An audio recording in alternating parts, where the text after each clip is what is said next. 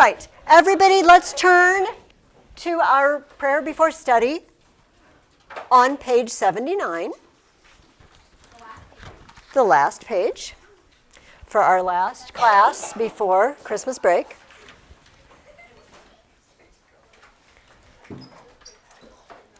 Okay, are we ready?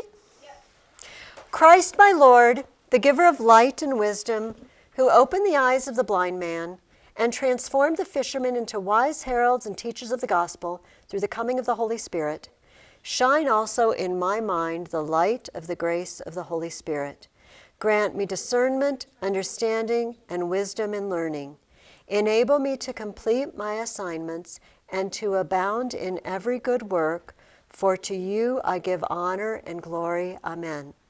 Most blessed Lord, send the grace of your Holy Spirit on me to strengthen me, that I may learn well the subject I am about to study, and by it become a better person, for your glory, the comfort of my family, and the benefit of your church and our nation. Amen. Beautiful, beautiful.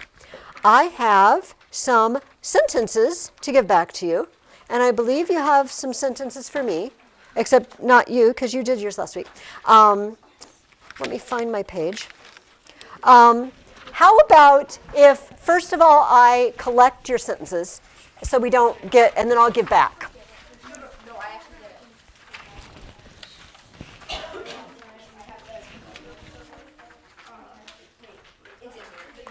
Thank you.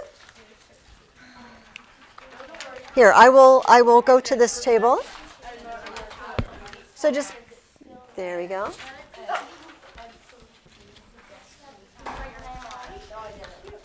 Okay, I can write his name. Yeah, so, Amelia, I don't know whose this is, but it's okay. Shh. Hey, guys. Let's bring it down. Are there any more papers that I need to collect?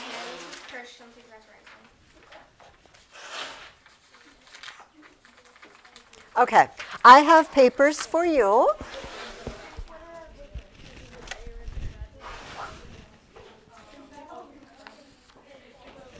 Okay, so just a second.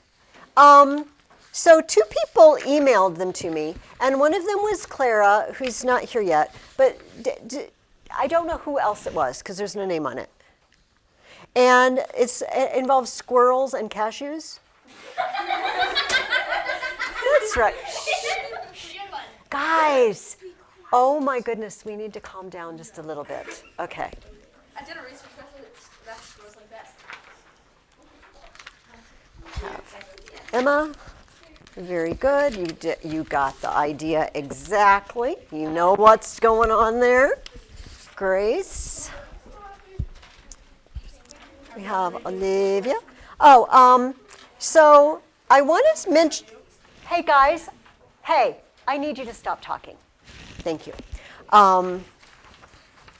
Amelia, Bryn, and not totally, oh, Anne, okay. I do need to mention something. Okay, stop talking. I know, guys, I know we're all very excited. It's all very festive, but we just need to listen for a minute. I want to mention the first set of sentences, the ones I just gave back to you, okay? And I don't even remember what the original is. Maybe somebody could, do you still have it? Or some of you put the original at the top. It's the one that uses however.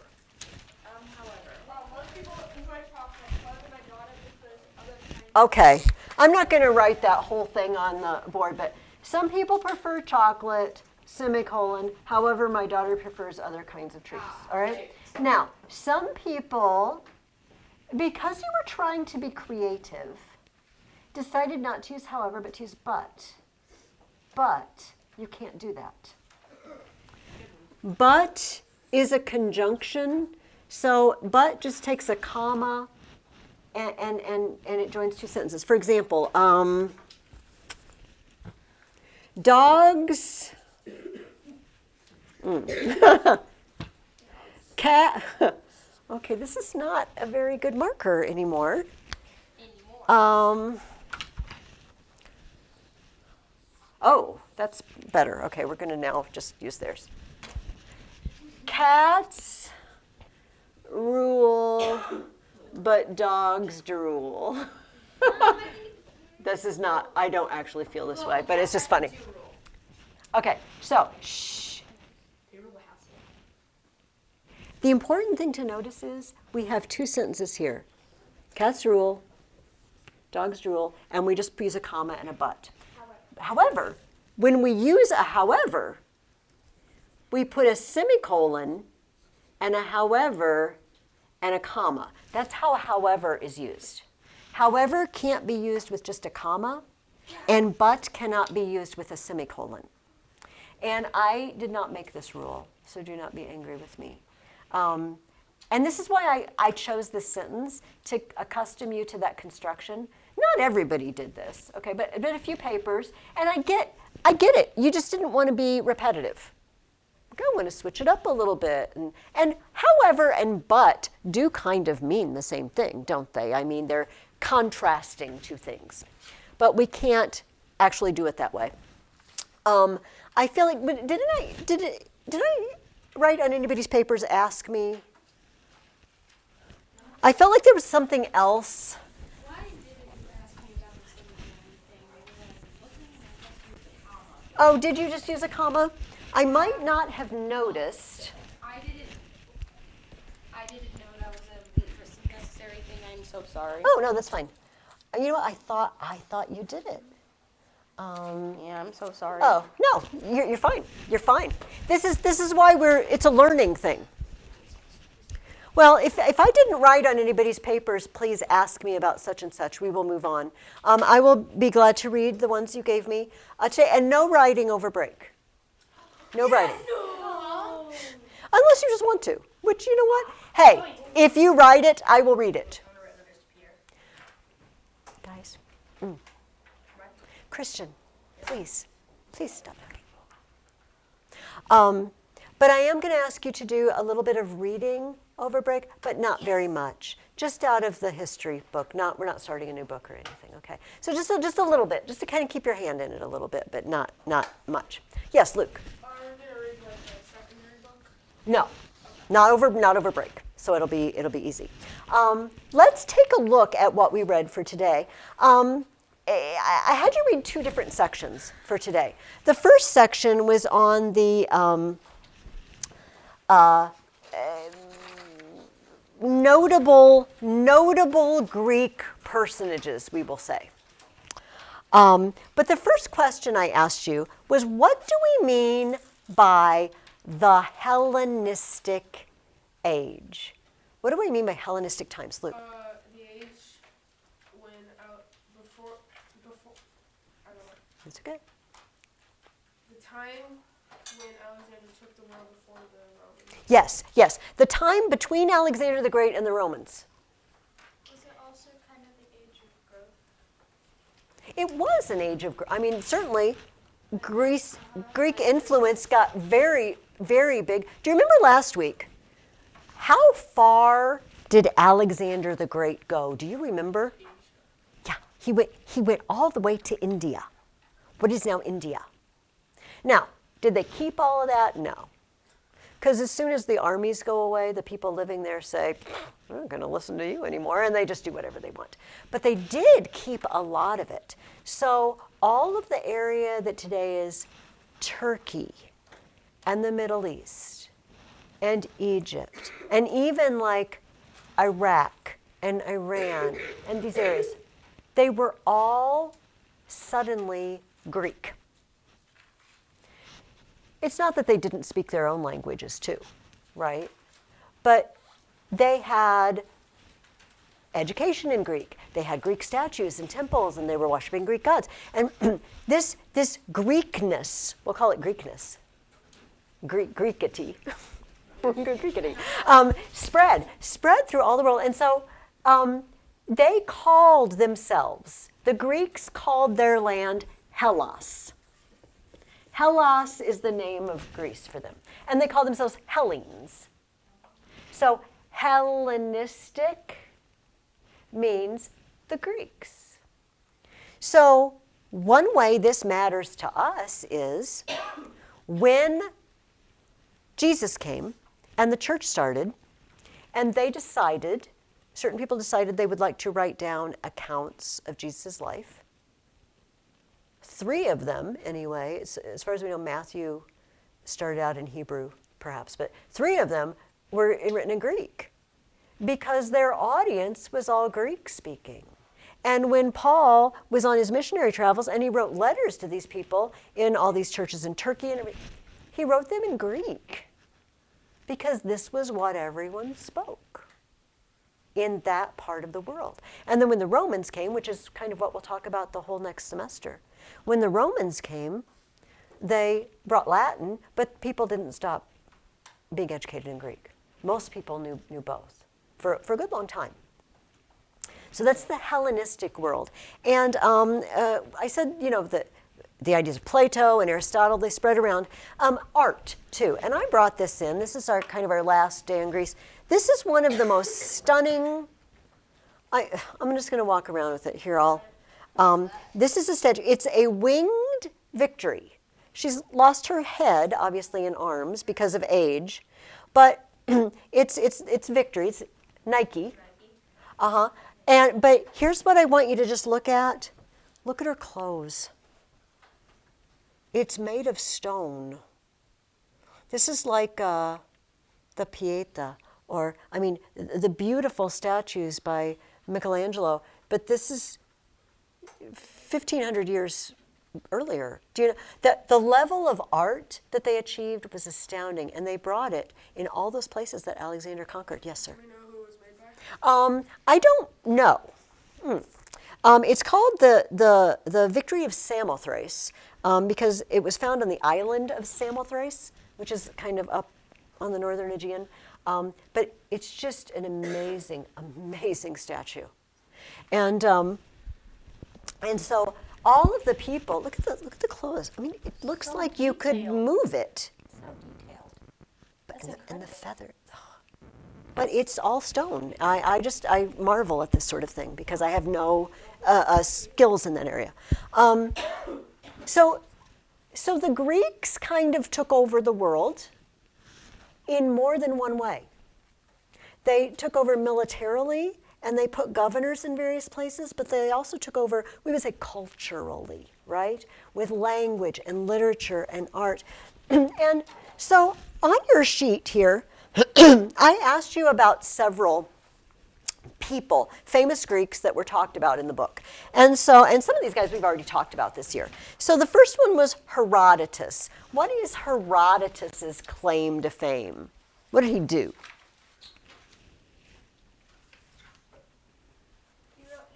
He wrote a history. Specifically, he wrote a history of the Persians attacking, of the Persian War.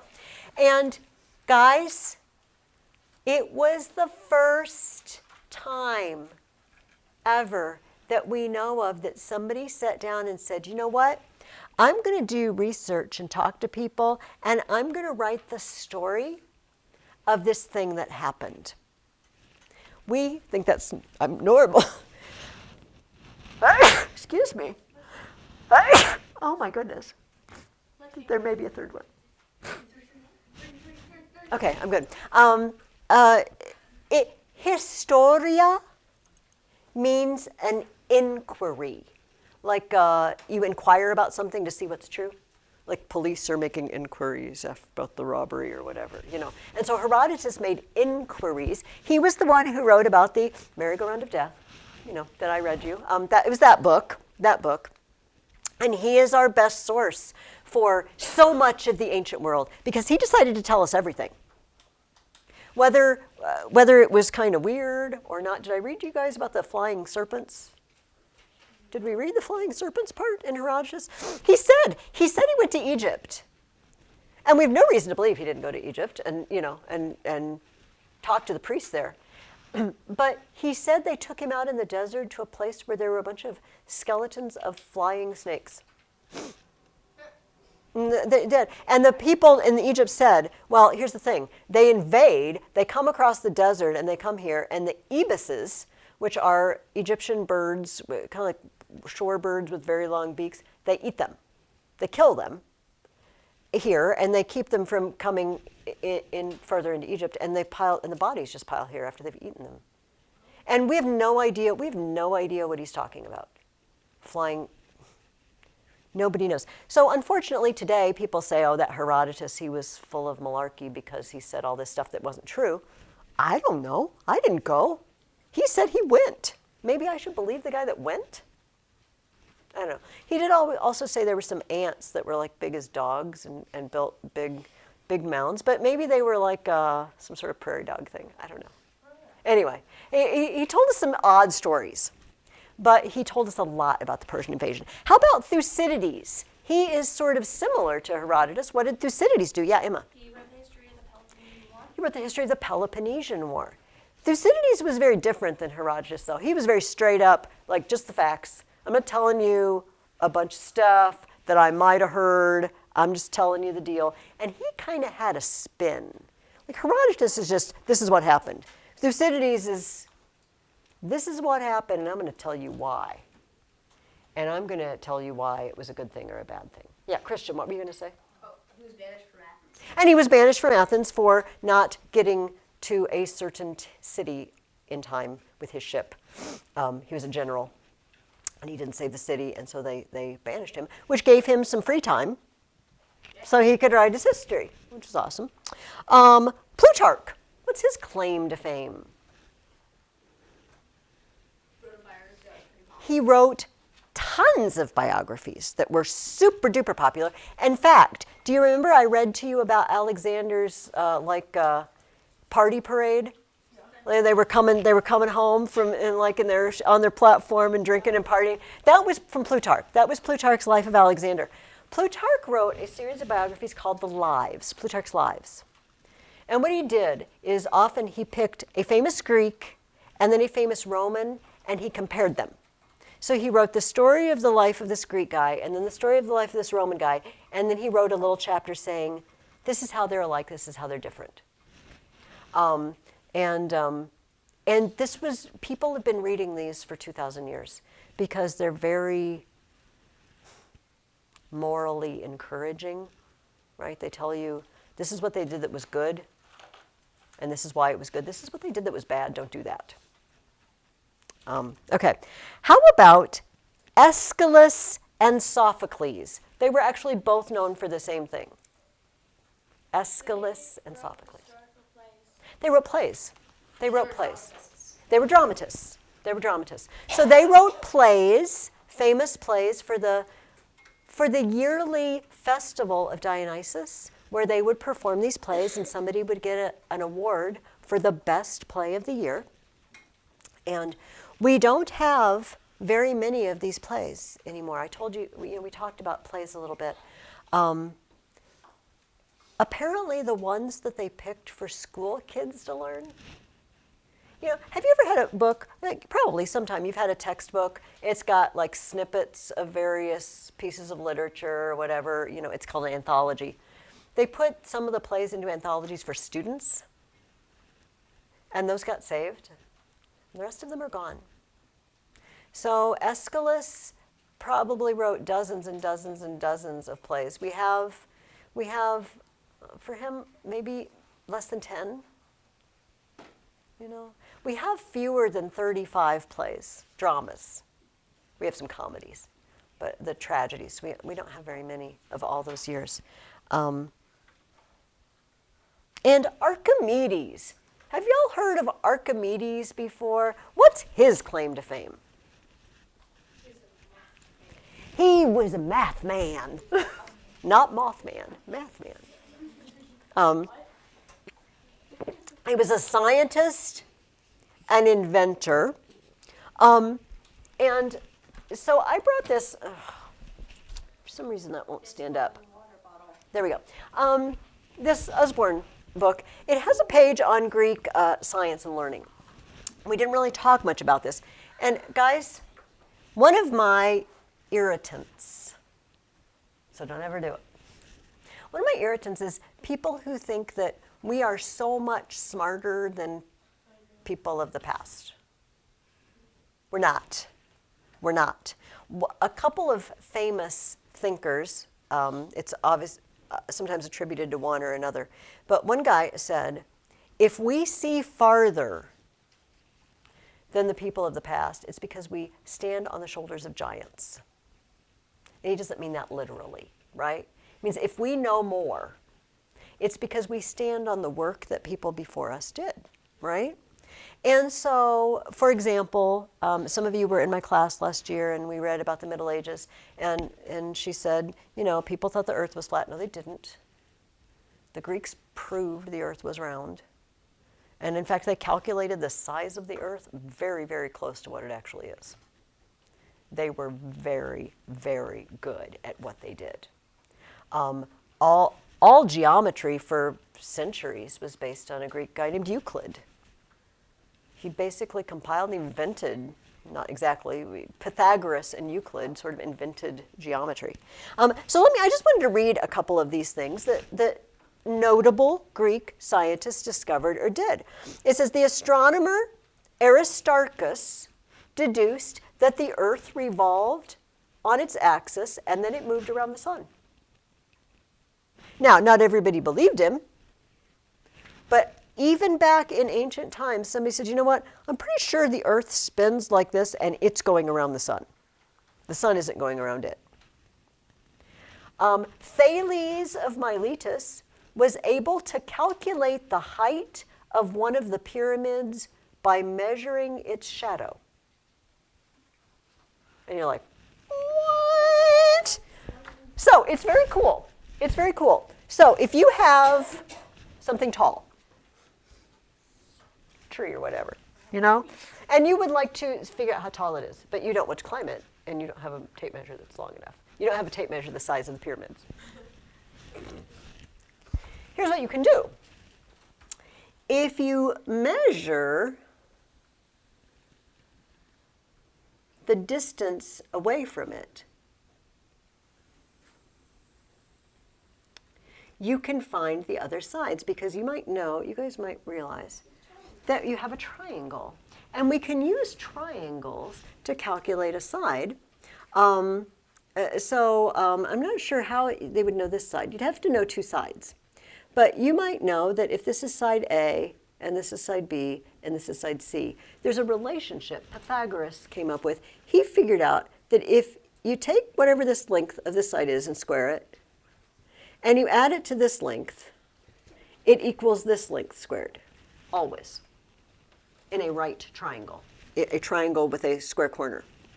It always works. And so if you can measure a side or more than one side, you can calculate the other ones. And so there's more to it than that. This is a very simplistic version, but this was a Greek that figured this out. And so they were able to measure the height of all sorts of things. Okay.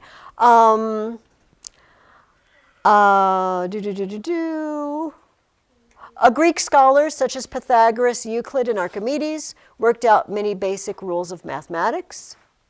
And they mentioned Pythagoras' theorem on triangles and the use of pi in working out the circumference or area of a circle. They figured that out, that you can figure out, if you have the radius or the diameter of a circle, you can figure out its circumference by using pi, which some of you might know is a very long non-repeating decimal number that starts 3.14, 3.1415, and then it goes on, and I don't have the rest of it memorized. Another astronomer, Anaxagoras, realized that the moon did not produce light itself, but reflected the light of the sun. He worked out that eclipses were caused by the moon passing between the earth and the sun and blocking the light. They knew what was going on. They weren't ignorant. However, Archimedes is amazing. Archimedes was Greek, but he lived in Roman times. And he lived in the island of Sicily. So I didn't bring my map, but everybody picture the boot of Italy. Picture it. And then it's kicking that island, and that island is Sicily. You remember Sicily is the place where the Athenians decided to go attack, and they all died. It didn't work out. In Roman times, Archimedes was living there because it was Greek colonies there. And he was already an amazing scientist. And actually, the Romans were attacking Sicily. And Archimedes was working for the king of Syracuse to try to defend Sicily. And apparently, he invented a machine that they could hang over. Do you think you know? It's called a helix. Yes. He could swing a boom out, and he could lower it down, and he could pick up an enemy ship by the front and lift it up and then drop it. And either sink the ship, either swamp it, or it would fall apart when it hit the water, or at the very worst it would go down and water would swamp it and it would sink. So nobody would get close enough, right? They were afraid to get too close because But as you're picking somebody up, somebody else would come and get them. Possibly. But they were up high, too. I mean, it wasn't that dangerous. Also, we think he figured out some way to reflect beams of the sun. You want to tell it, Luke? He would use a giant mirror to reflect the beams of the sun and then light the ships on fire. Like light ships on fire, like we do, like construction paper, with a magnifying glass. We've all torched construction paper, right? If you haven't, you should I have. ask for your mother's permission first. But you should go light some paper on fire, then put it out right away. Don't go home and say Mrs. Ferguson wants us to light fire. But it's very cool to light stuff on fire with a magnifying glass. So yeah, Archimedes was amazing, and the famous story is, well, actually, I'm going to tell you the story. Oh, well, let's read this. Archimedes built a device which raised water from one level to another like a big screw, and it would take up the water, and they could pump water out of a ship. It was in the form of a large screw. Water rose through the screw as it was turned. Pumps like this are still used in parts of Africa today. But the famous story about Archimedes is this. One day, the king of Syracuse asked someone to make him a crown and gave him gold and everything. Do you want to tell it? No, you. Okay. And the king wasn't sure that it was solid gold. Because you could just cover it with gold and put something else on the inside. And he wanted to know. And so what we needed, and weighing it wasn't really something they could do. And so, it was the mass of it. We needed to know what the mass of it was. And so he was like, what? And he didn't want to destroy it. He didn't want to destroy it and break it open and find out what was inside. So Archimedes is consulted by the king. How can we figure out whether this is solid gold? How can we figure out what the mass is? And so he was thinking, and one day he filled a tub with water, and he sits down because, he likes to think in the tub. I highly recommend. It's very soothing. And he's sitting in the warm water, and he gets in the tub, and the tub is pretty full, and he notices water splashes out onto the floor. When he gets in, the water level rises. And how much does it rise? And he thinks about this, and then he starts doing some tests. He realizes that it displaces the same amount as the mass you put in it. And then you can measure or weigh the water that is displaced, and you can find out the mass of the thing you put in it. Well, the story is that he got so excited that he jumped out of the tub and ran outside naked, shouting, "Eureka!" which is Greek for, "I found it. I've discovered it. I found it. Eureka! Eureka!" And whether or not he actually did that, I don't know. But that is the story that Archimedes discovered the displacement, fluid displacement. What? I don't remember the rest of the story, but I think maybe he did. No, I didn't. You don't think so? I don't remember. That would be a good part of the story to remember, wouldn't it? And then the guy got busted for it. Okay, so let's move on. I have one more question there. Well, actually, let's just do the last question. Why was the city of Alexandria so important in ancient times? We mentioned this a little bit last week. Okay, I'm going to let Christian have it. It Well- had one of the 7 wonders of the world, and it was a very rich city. It had the Library of Alexandria. Yes, yes. The library particularly. It was a study hub. It was a university town, sort of. They had a place called the museum. And we have museums, right? And we have a picture. But what word do you hear in museum? Muse. A museum is a place where the products of the muses are celebrated or collected or what have you. And so there was art, there were scientists and writers and artists came from all over the Greek world to live in Alexandria, to learn with other scholars, to study in the library.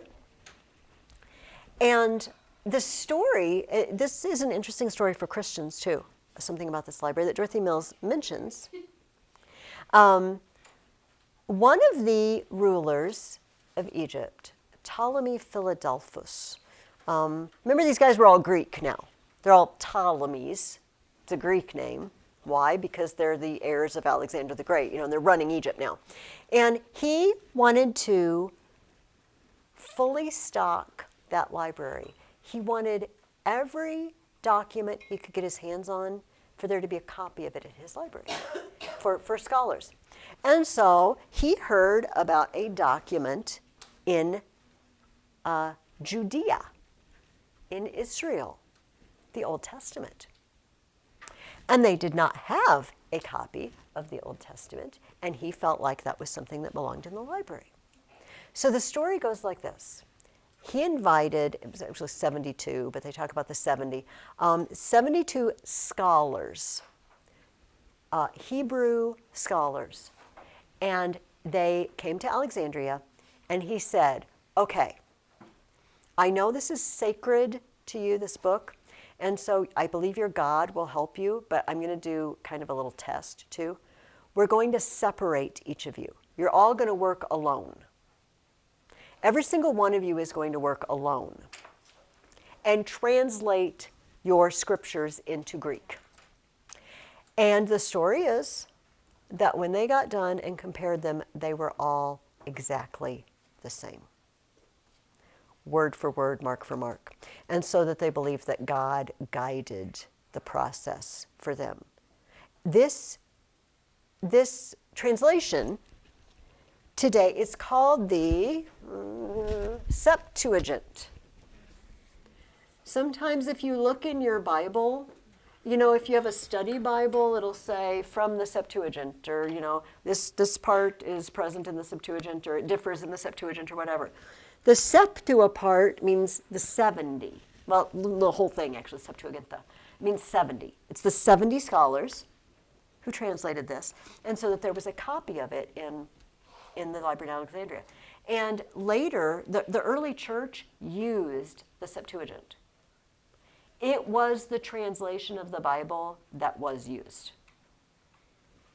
by the early church. And so it's very key for us as Christians, right?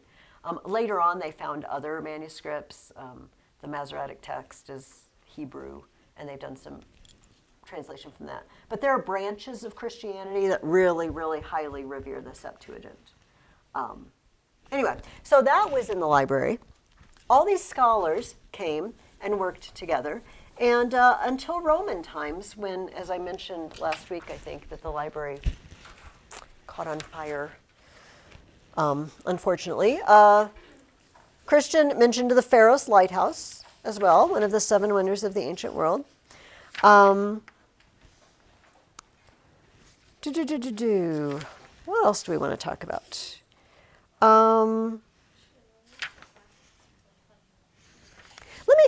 Let me finish this out. You guys with me?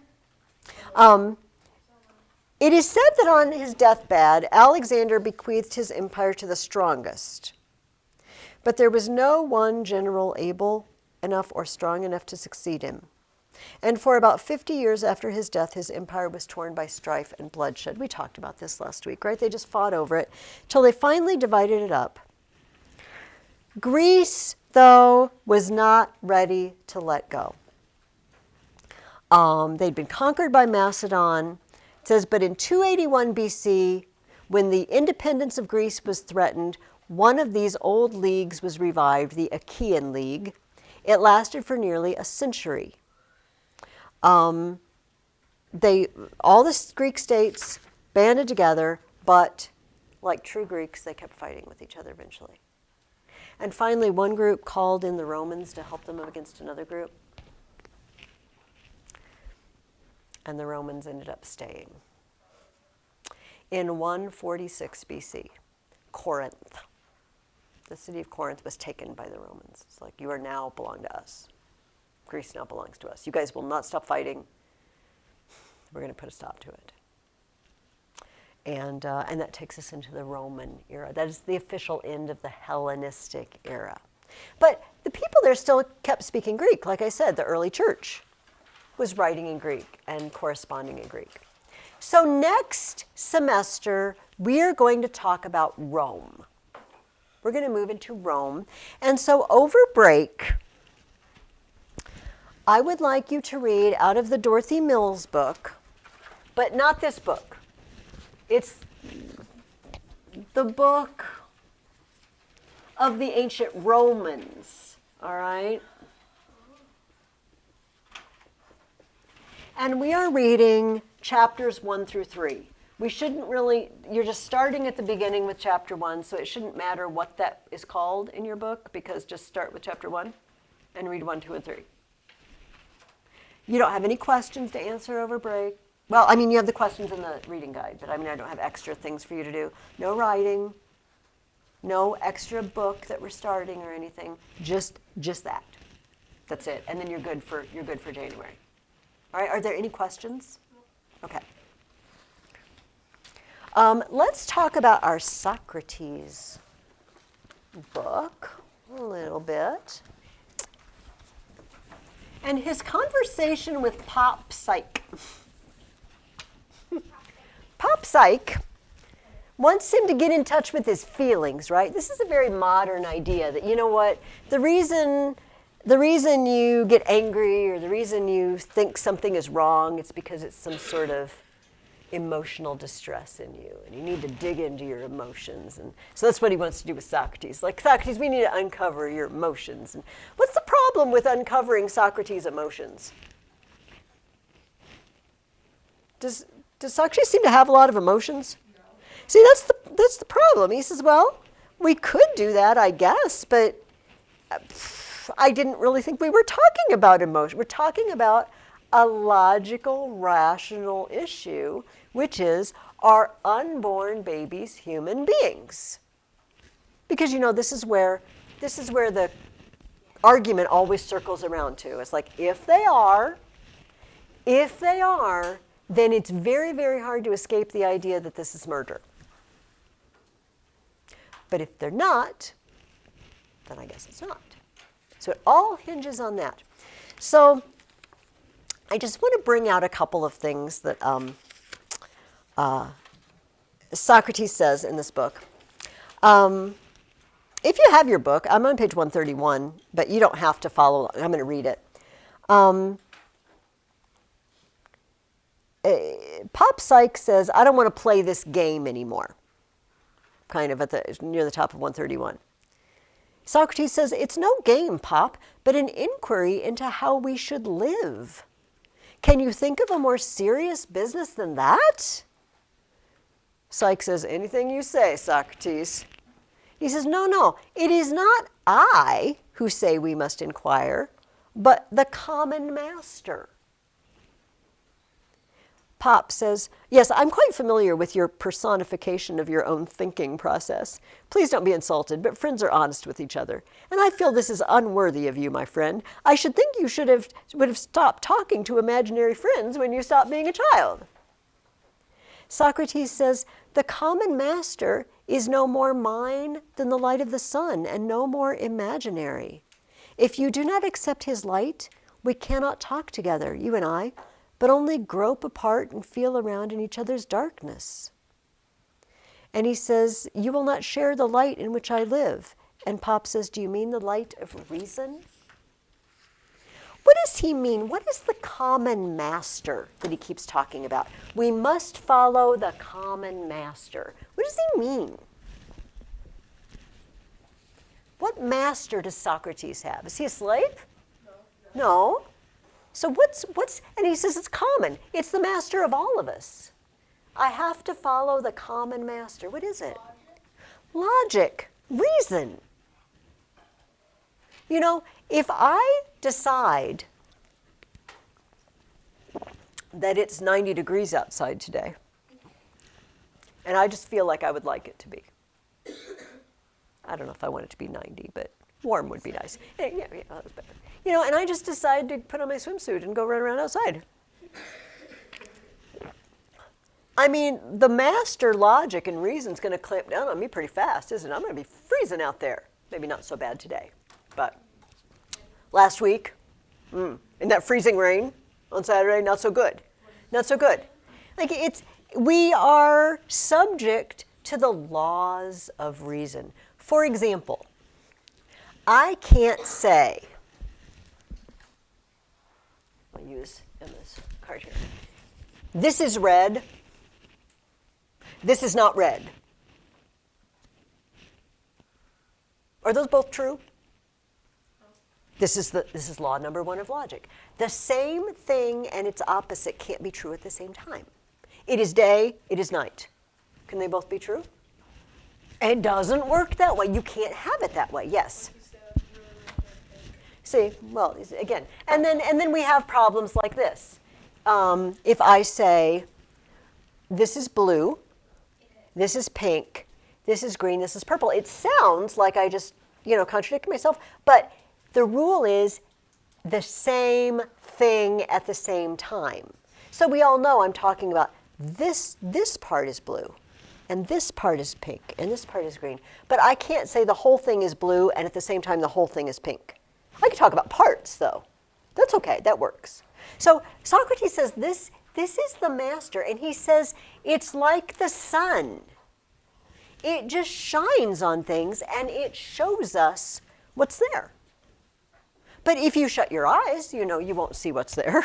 And if you turn off the lights, you won't see what's there if you refuse to listen. So I wanted to tell you guys the most famous story that Plato wrote about Socrates. And it's in a very long book called The Republic. And it goes like this. Socrates says, imagine there are people in a cave. I'm going to do this slow, because I would like you to imagine with me. Imagine there are people in the cave, and we're in a row, and we're all facing the same way. All right, I'm going to be one of the people in the cave. I'm like this, okay? And I'm chained. I can't move. I can't get up, and I can't turn around. I can't even turn my head enough to look behind me, all right? And behind me, though, is a fire, and it makes light. Right? So I can't see the fire. I can just see the light on the other side of the cave. We got it? Okay. Between the fire and me, behind my back, people walk back and forth. People walk, and maybe they have like stick puppets. They have stuff, and they talk. And all I can see are the shadows they make on the wall, because I can't turn my head. Got it? Can you picture you're sitting there, and all you can see is there's light and there's shadows. And I hear the talking, but it kind of bounces off that wall, and I think the shadows are talking. This is all I know. I've never been out of the cave. I don't know anything else. And so I'm watching these shadows, and like I talk to my friends, and some of us are really good at predicting like which shadow's going to come next, and we know a lot about the shadows and everything. And Socrates said, what if one day somebody got loose? Somebody got loose from their chains. And they stood up, and they turned around. And they see this blazing fire, and they see all these people walking back and forth. And they say to their friends, dudes, there's a big blazing ball of light behind us. And that's what makes the light. And those things, they're not real. They're actually not real. There's people and there's things, they're walking back and forth, and it's not real. Like, you can't touch those things on the wall. It's all behind us. He says, they'd all think you were crazy.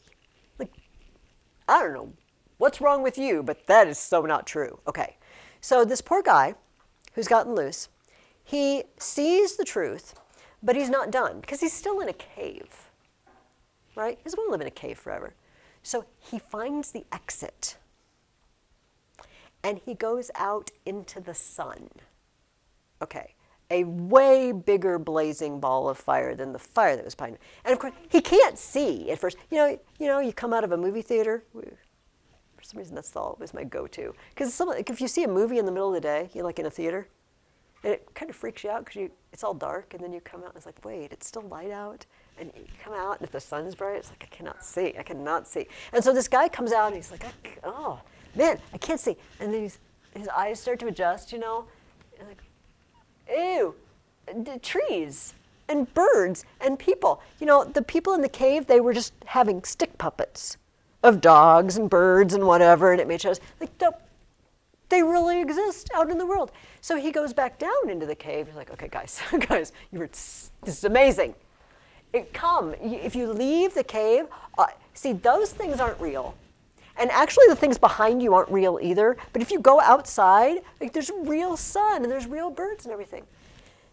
So the people in the cave will, if they could, would probably have you, I don't know, arrested, put in an insane asylum or something like that, because it was that you're out of touch with reality. And Socrates said, that's what philosophy is like. We think we know what's really going on, but we don't. And the people who learn what's really going on, other people think they're kind of crazy. I love this because it reminds me of Christianity, honestly, in this way.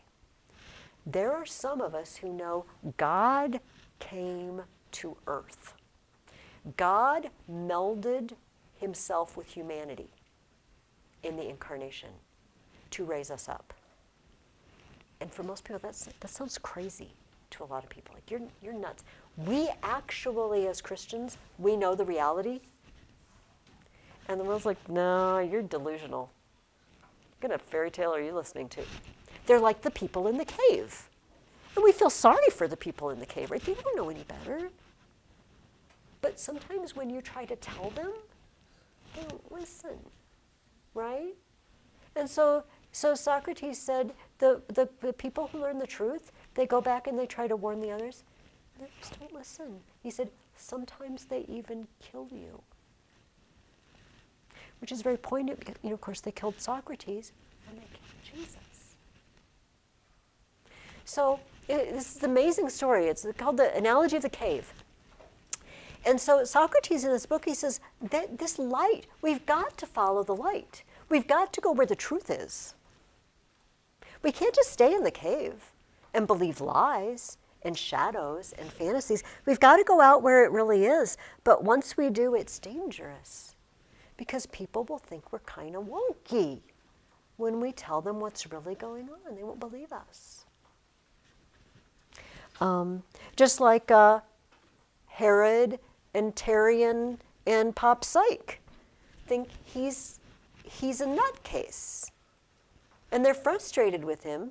He's like, why are you all on about whether unborn babies are human? Why do you keep shut up about the reason and logic and everything? But it's reality. How do I stop being in touch with reality? But they don't think he is. Does that make sense to you guys? Yeah. This is actually, like, congratulations. This is one of the most profound, deepest, like, philosophy stories told in any of Plato's books about Socrates. And there's more to it. I kind of gave the simplified version and more to what he wanted to say, but it's good to think about. So one of the things, this is very interesting to me, that they follow is what is compassion? So if I had to ask you guys, what does it mean to be compassionate? What is compassion? What do we mean when we say be compassionate or someone has compassion? Yeah. Yeah. Being caring, being kind, maybe feeling sorry along with someone else. Do you know what I mean? And feeling pity, maybe. So if we had to define it, and I'll guide you here. This is what Socrates wants Pop Psych to do. If we had to get a definition, do you remember how we do a definition? It looks, what? Okay, this isn't the one I was using. I swear they crawl away and hide from me. Yes. I put them down.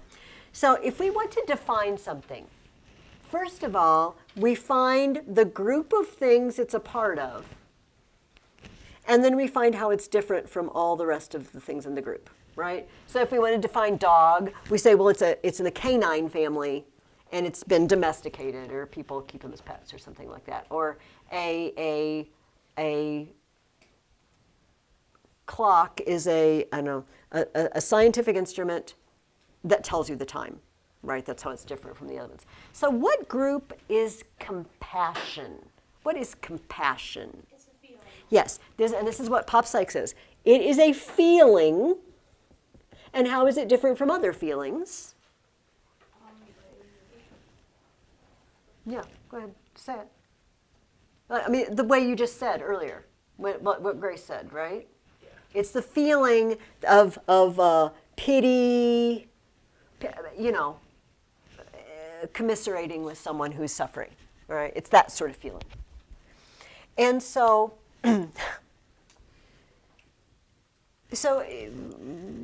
Socrates says, okay, got it, good. It's a feeling, it's a certain feeling of pity.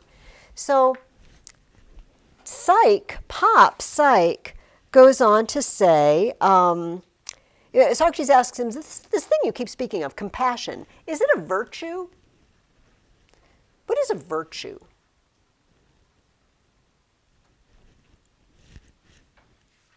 What do we mean by a virtue? I don't know how to describe it, but Defining is harder than you'd think, isn't it? What is virtue? It's something good that you have, right? Something good that you do. The opposite would be a vice, right? So giving money to the poor is a virtue. Obeying God is a virtue. Being truthful is a virtue. Like being a liar is a vice. All the opposites would be vice. So he says, compassion is a virtue. It's a good thing. It's a good thing to be and a good thing to have. And but Socrates has a little problem with this. He says it's a feeling, and Socrates says we are praised or blamed for having or lacking a virtue, are we not? Like people blame you if you're a liar, right? Or praise you, he always tells the truth. This is praiseworthy. We praise people for virtues, and we blame them if they don't have them. He says yes. And Socrates says, when we are praised or blamed for something, that implies we are responsible for the thing, does it not? Can you choose to be a liar? And can you choose to tell the truth? Yeah, you could choose. You get to choose. So if we say, you're a dirty, rotten liar to someone, we are sort of implying they could choose not to be, or we wouldn't blame them.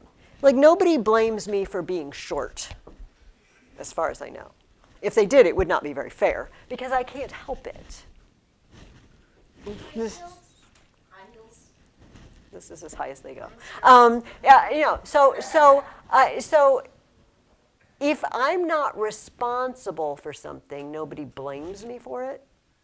But we do blame people for not having virtues, because we assume you could, if you tried, you could not steal, you could not lie, you could not kill people. You know, like it's a choice you make. So Pop says, okay, yeah, I got that. And Socrates says, and we are responsible for what is under our control or what is not. The things that people hold us responsible for, can we change them or can we not change them? And it's like, oh, well, things we can change. Things are under our control.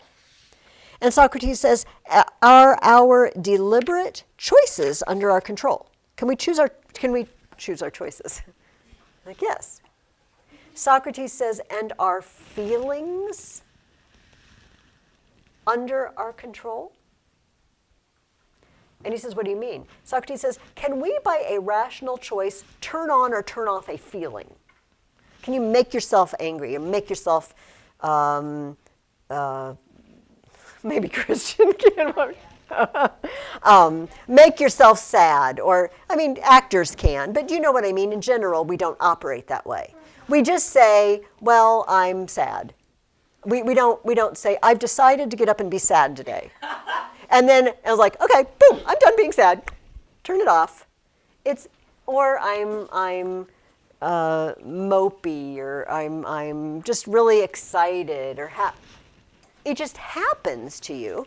And Pops follows this, and he says, yeah, you can't turn or turn off feelings. And then Socrates says, well, then compassion isn't a virtue. And Pops says, what? He's like, okay, let me go back through it again. You said it's a feeling.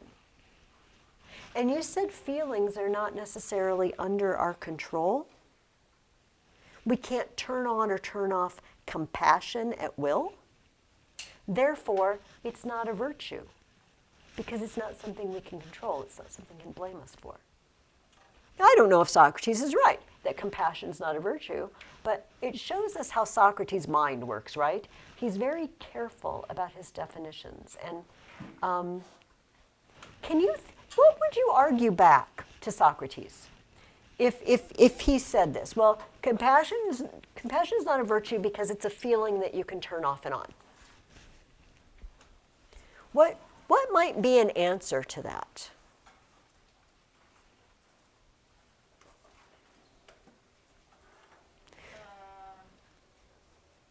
You can't choose to feel compassionate, but acting on it is a big difference. Oh, we get to choose what we do, don't we? I've done this before. We can choose to ignore feelings if you believe there's nothing you can do about it, and it'll go out of your mind for a while. But the thing we can't control is it'll come back at any random moment. Yeah. Which is because we're human, right? I mean, we're subject to that. But But we're also human in acting on a certain type of feeling.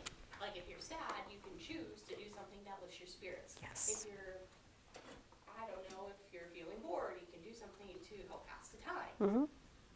And if I see someone in need or sorrow and I don't particularly like them, or I think they brought it on themselves, I don't feel very compassionate. Like, dude, you made your bed. But I can choose, like, you know what? But Jesus didn't say, take care of the poor or the hungry or whatever, unless they did it to themselves, in which case you can just ignore them. Yeah, I missed that part of the Bible. I don't think that part was it's not in my version. It just says do it, right? Like, clothe the naked, feed the hungry, shelter the home, whatever. And it doesn't matter whether I think they deserve it or whether I think they did it to themselves. Compassion is a feeling, but it's also an action, like Emma said. Love is a feeling, but it's also an action. So I don't know that Socrates could know that. I don't know that we can know that without God's help, if you know what I mean. Socrates has limits. In other words, reason has limits. Yeah. Without God. In that reason, we can also have compassion. We can, because, if you do everything for someone, they don't ever learn to do it for themselves. And so, if you have some of you have younger siblings, and like when they're very young, they like to be carried around, right? Because it's fun and it's cool. But if you kept carrying them around and you never put them down and said, buddy, walk a little bit on your own, my back's getting tired, then they'll never learn to walk. It would not be kind to continue to, oh, you poor thing, let me carry you, like you're 15 years old. Let me carry you to, no, put them down and make them walk. Yeah, Julie, what were you going to say? I was in my family. We went 5 years without a child. So when I was born, Everybody carried you. Yes. This does happen frequently, I think. They're so excited that baby gets toted around. All right, well, before we close that, does anybody have a closing comment on this book, this visit with Socrates? What did you think of this book? It was a very thought-provoking book, and I really enjoyed it. Well, I'm glad. I asked the Wednesday students last week, and they all were like, big thumbs up on that book. I mean, maybe some of it was a little hard. You might have used terms that you're not familiar with, but hopefully you were able to follow the gist of the argument. Yeah, Luke, what were you going to say? Much more than I thought. What? I enjoyed it much more Oh, than I thought. excellent. I'm so glad to hear that. So everybody here says thumbs up for the kids 2 years from now? They should read this book? I shouldn't switch this book out? Oh, Anne does not like this. Would you like to tell us about that? I'm not putting you on the spot. I actually do want to know. What was not enjoyable or pleasant? It's very boring. Okay. You know what? I'm... It is not boring.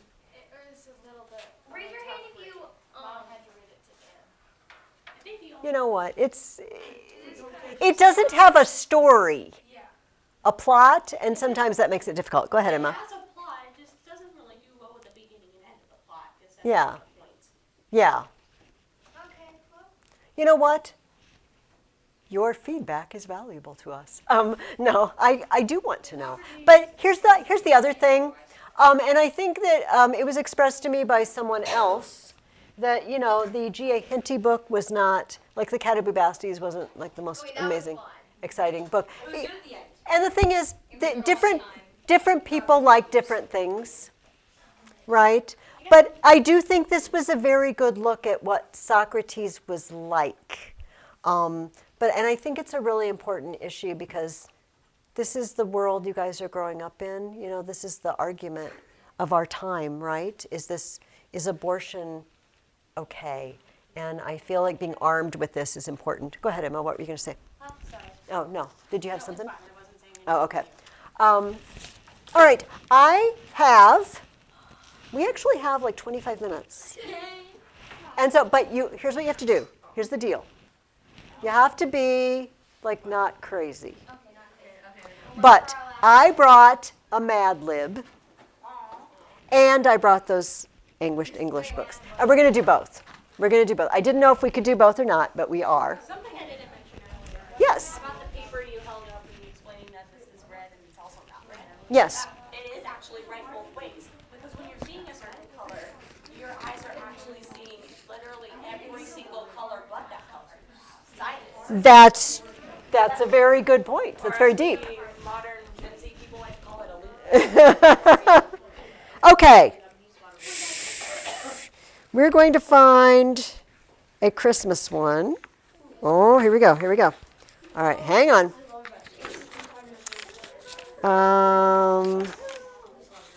Oh, man, we've done this one so much.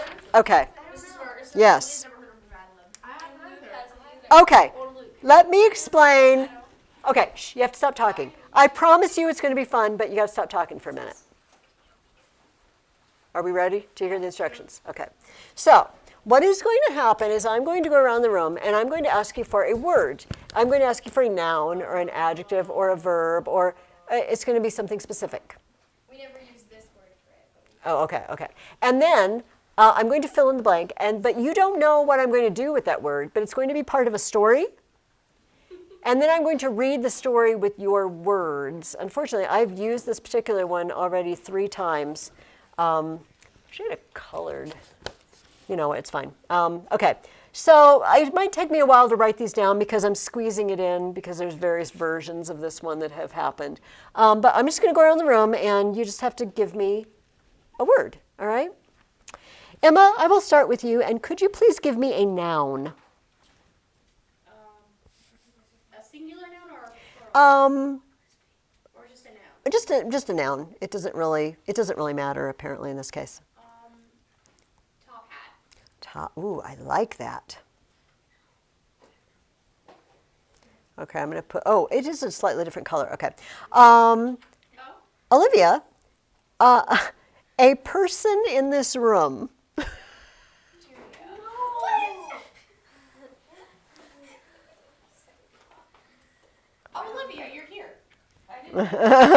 She was hiding. Okay, Amelia, an adjective. Sticky or stinky? Sticky. Those are both good. Sticky. Okay. We have, Evelyn, a verb. An action. Running. Like hit. Run. Okay, I'm just going to say run. That is what the form that we need here. Run. Okay. And you get another person in the room. Shh, shh, shh, shh, shh. All right. I have no idea how this is gonna unfold. Okay. Let's see. I'm going to come up here and go to Luke. Luke, you need a plural noun. What about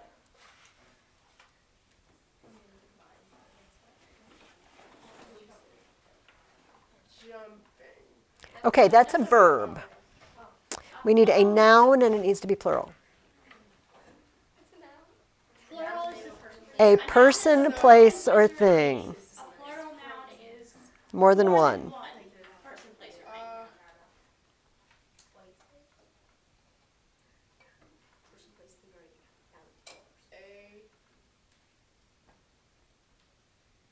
thing. Shh. Maybe if you'd stop talking, he could think. Houses. Very nice. Okay. Oh man, another person in the room, Bryn. So many people. It's me. What? You? Me. Okay.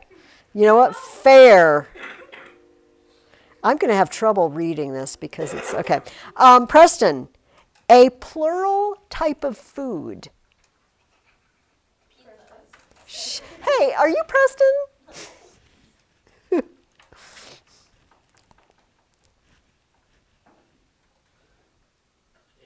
Puddings, like it.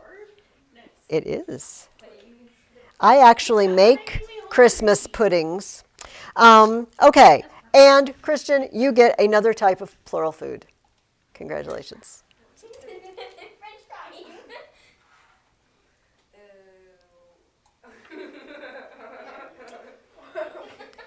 But it would be nice to do it soon. Toilet water. That's not a type of food. It's not food. That is not. Moldy bread. Chips. Okay, it's Christian's turn. Okay. Ramen noodles. Ramen noodles. Wait, instead of ramen noodles, chicken strips. You already wrote. I already wrote ramen noodles. Sorry. Okay, we're moving on. Julia, a plural noun.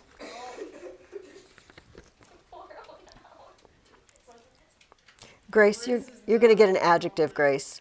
You're going to get an adjective. So you can be thinking about it. What was it? I don't know. Oh. Plural noun. That has multiple things.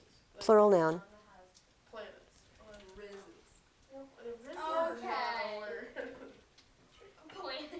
planets. Planets. Planets. All right. Grace, an adjective. Crunchy is a good one. Do you have any more? Okay. We're back around to Emma. You get an adjective this time.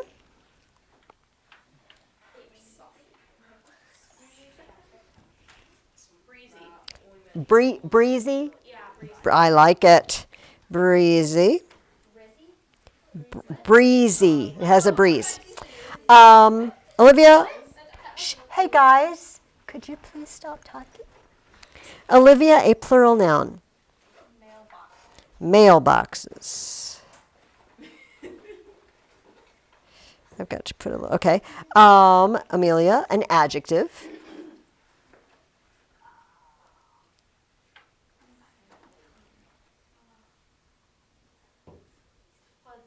Fuzzy, I like fuzzy.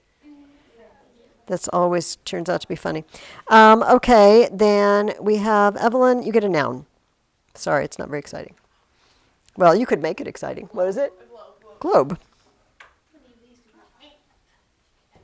Okay, Anne, you get an adjective.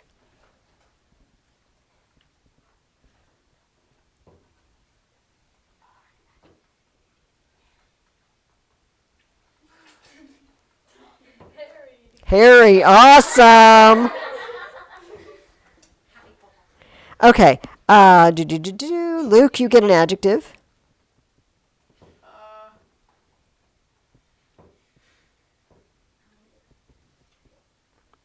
Slimy.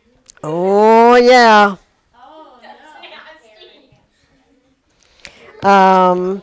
Okay, Bryn, a noun. You good? A river. Say it again. A river. River. Slimy river. Okay, Preston, a plural noun.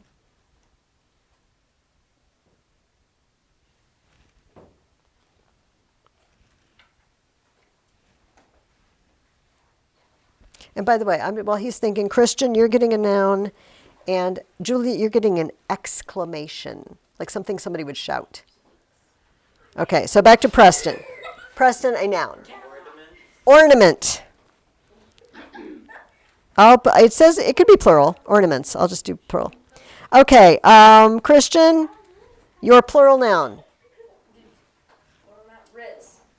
No, I don't accept that as a, that is, You said I got a noun. yeah, It's a normal noun. yeah. So, It's an idea. it's an Or simply thing of idea. It's not. Trampoline park. Trampoline park, that will work. I got it. Okay, and Julia, give us an exclamation. Something somebody would, shout. Something you'd put an exclamation. Yeah. Is that it? You're crazy. You're crazy. Kristen's crazy. Okay, are we ready? Yes. Yes. Shh. Okay, we can't shout. Cannot shout. Okay, it's called decorating the tree. Okay, I'm going to have to read it fairly slowly because I have to figure out which one is this one. Okay. Many people decorate their Christmas top hat on Christmas Eve.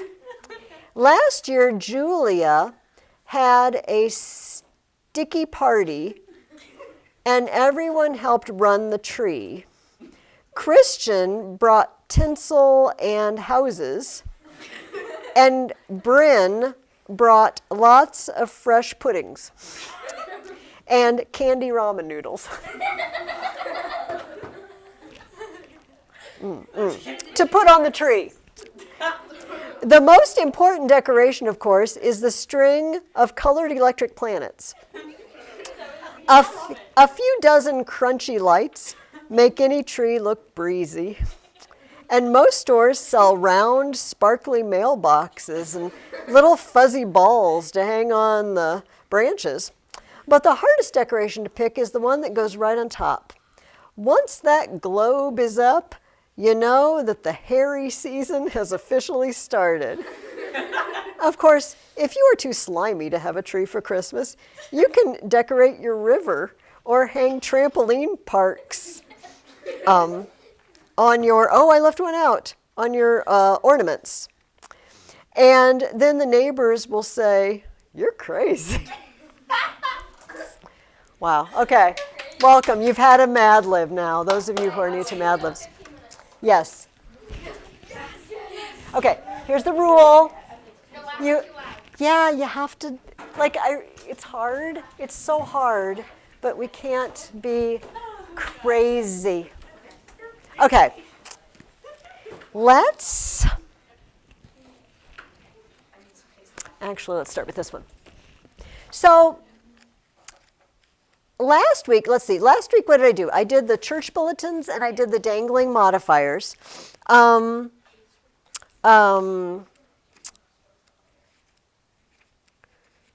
Just a second. Be patient with me. Okay. I did the accidents, right? Okay. Oh, here's advertisements.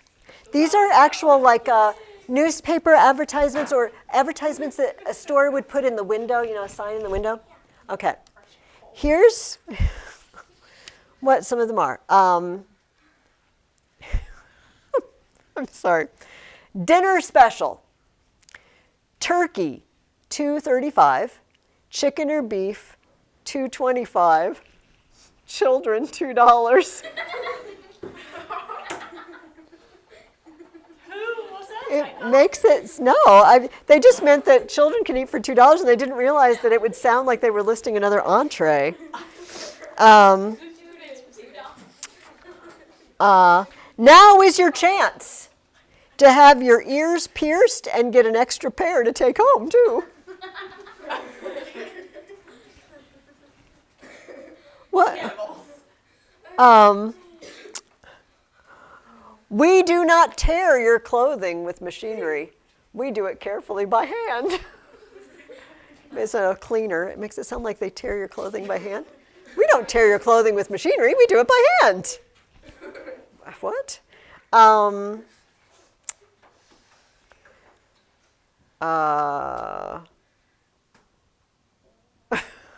sorry. Tired of cleaning yourself? Let me do it. Dog for sale. You'll like this one. Dog for sale.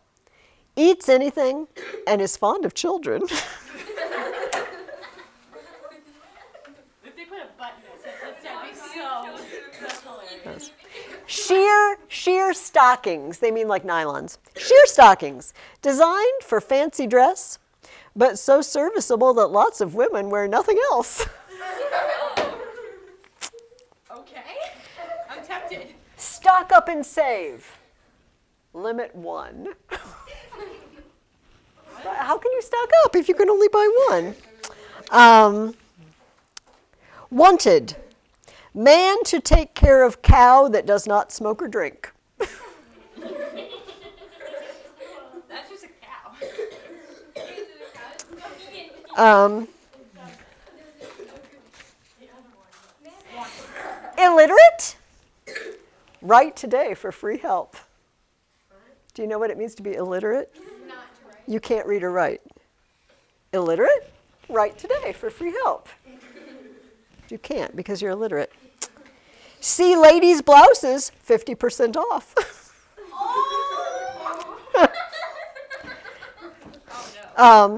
This one has a typo. I'll tell you what they meant to write. No, do it after you read it. You want me to read it the way it is? Yeah. Okay. And then, Well, you'll figure it out. Our experienced mom will take care of your child. Fenced yard, meals, and smacks included. The snacks. Sounds like an awesome mom. Yes. Taste their mom. Okay. All right. These are more signs. On the wall of a Baltimore estate, like a big, like a walled, it says this on the sign. Trespassers will be prosecuted to the full extent of the law. And underneath it says, the Sisters of Mercy.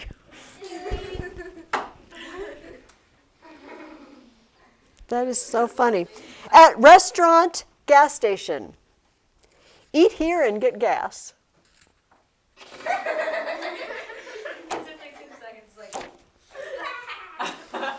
Yes. You guys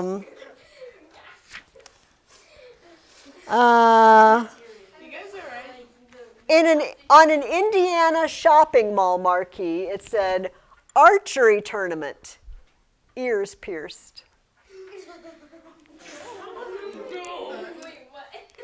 Do you see? That's sus, bro. Well, it's two separate things. It was like on a marquee they were listing. There's an archery tournament, and you can get your ears pierced here, but they were together. So the fact that they were together was the problem. In a Pennsylvania cemetery, persons are prohibited from picking flowers from any but their own graves. That's disturbing. That's Of course, they mean, the graves of their loved ones. Okay. These are newspapers. These were actually appeared in newspapers, okay? I've marked, see. Try to find the ones that, the attorney, these are a little more complicated. This one isn't that complicated, but the Attorney General's office said yesterday that an autopsy performed on the headless body of a man found in Mason failed to determine the cause of death. Oh, okay. Okay. Yeah, it's not worth explaining. Okay. This one's. Weight Watchers will meet Tuesday at 7 p.m. at the First Presbyterian Church. Please use the large double door at the side entrance. Preston gets it. They're people who need to lose weight. They're coming to Weight Watchers, and he tells them to use the large double door at the side. It's a little insulting. The women included their husbands and children in their potluck suppers.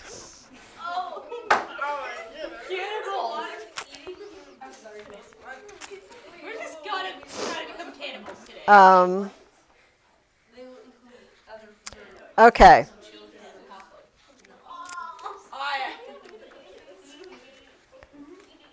Hold on. Okay, I don't think you guys would get these.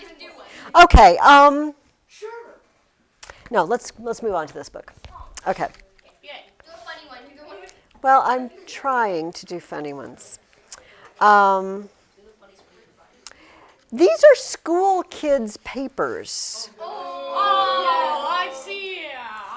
So they're written on tests or whatever. No.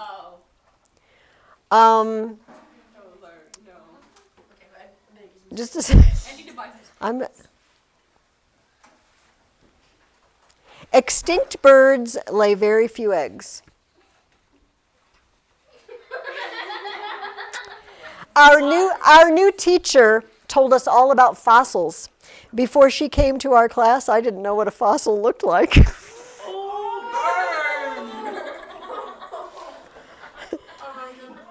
sure you meant that in a different way. One horsepower is the amount of energy it takes to drag a horse 500 feet in 1 second. You don't drag the heart. The heart beats faster when you are younger, average when you are middle-aged, hardly at all when you are old, and not at all when you are dead. This is true. It's true, but why? In biology today, we digested a frog. That is not what they mean. Yeah, I've lost my appetite today.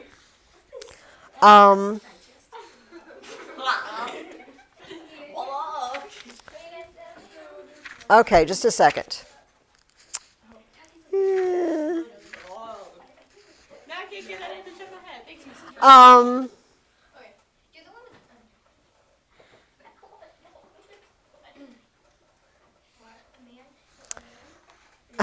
with Okay, these are more church bulletins. No. The peacemaking meeting scheduled for today has been canceled due to a conflict. But they mean a scheduling conflict. They don't mean an argument. The outreach committee has enlisted 25 visitors to make calls on people who are not afflicted with any church. They mean affiliated. Tonight's sermon, what is hell? Come early and listen to our choir practice. Kind of insinuates that listening to the choir practice is a version of hell. Today's music. Yes. What are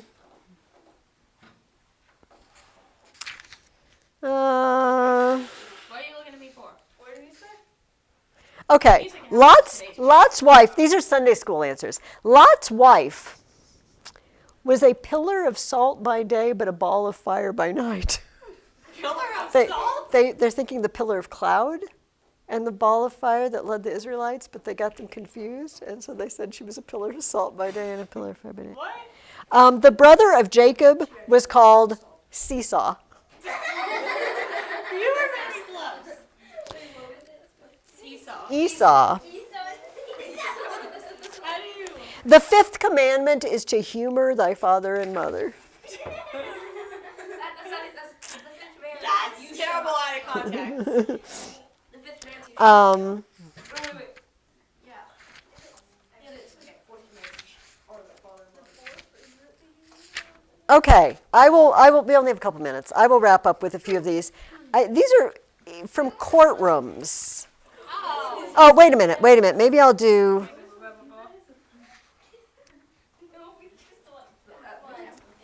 no, I'll do this one. Okay. This is, there's like, somebody on the witness stand. Yeah. So I'll like, this is the questioner and this is the guy giving the answer, and I'll go back and forth. Okay. What happened then? He told me, he says, I have to kill you because you can identify me. Did he kill you?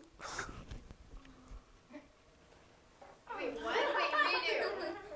What happened then? The lawyer says. He told me, he says, I have to kill you because you can identify me. Did he kill you? No. He's sitting there answering the questions. Is that a person you ever had any further dealings with after that? He's dead. But did you have any further dealings with him after that? He's dead. Have you ever tried to commit suicide? Yes, sir. Were you ever successful? Why would you even ask He's that? there. He's there. You could just try. Okay. Well, but you wouldn't kill yourself. Were you leaning up against the shut door or open door? A shut door. How can you lean against an open door? There's a hole there. You fall through the hole. Somebody said this in court. Ooh. What? It's like vandalism for a car? Okay. We're not loving these. Not that we're not loving them, I just don't get them. That's okay. Okay. Here's some more advertisements. I'll finish with this. Try our cough syrup. You will never get any better. And they mean you'll never get any better cough syrup, but must sell. 3 grave spaces in Laurel Land, very reasonable, plus an air conditioner. So it's like they're air conditioning their graves. I mean, if you want to go. Must sell. Health food store. Due to failing health. The store or the guy? See, I've got some of these circled. I'm looking for the circled ones. All right.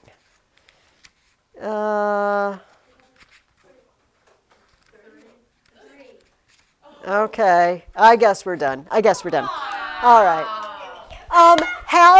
Have a lovely Christmas. And yeah, let me know if you have any questions, but otherwise just read your Dorothy Mills Book of the Ancient Romans, and I'll see you in January.